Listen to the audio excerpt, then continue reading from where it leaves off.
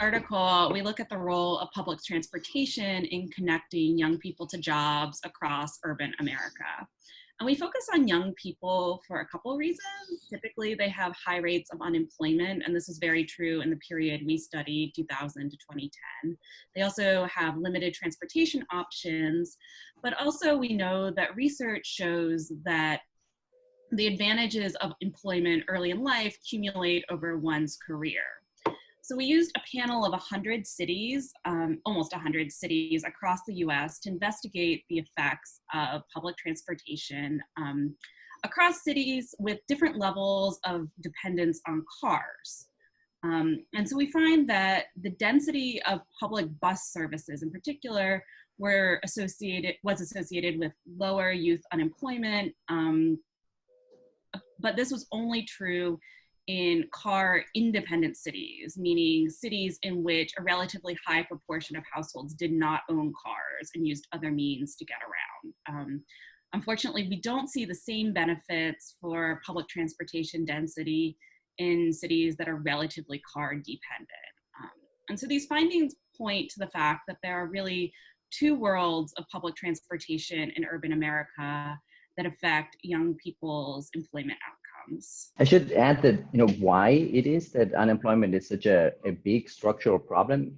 When we conducted the study, unemployment was about 3.7% for those aged between 24 and 54. And it was 9.2% for those aged 16 to 24. And this gap between general unemployment rates and youth unemployment rates is especially true now when, during COVID, unemployment rate has reached 10 to 15%. We conducted our study over the period that included the Great Recession, so we saw a similar increase of unemployment. And now youth unemployment is still about 2 to 3 times as high. So in May, the unemployment rate for those 16 to 19 was over 30%. And that's a similar pattern to what we saw in Southern European countries during the Great Recession.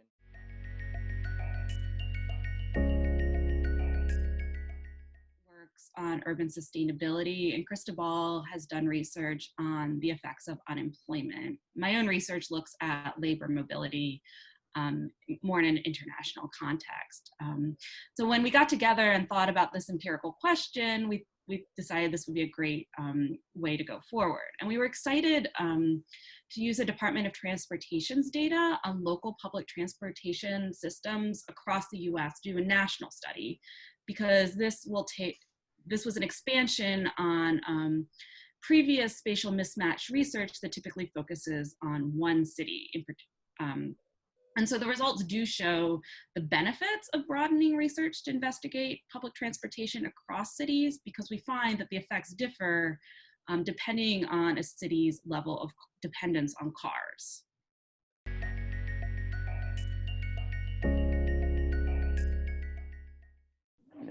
One of the big questions for current research based on this work is, how we can organize mobility, both in the context of job seeking and more general in the context of migration, in a way that is compatible with the public health needs of living in and with a pandemic, without also introducing these drastic inequalities into the labor market and the life chances of people.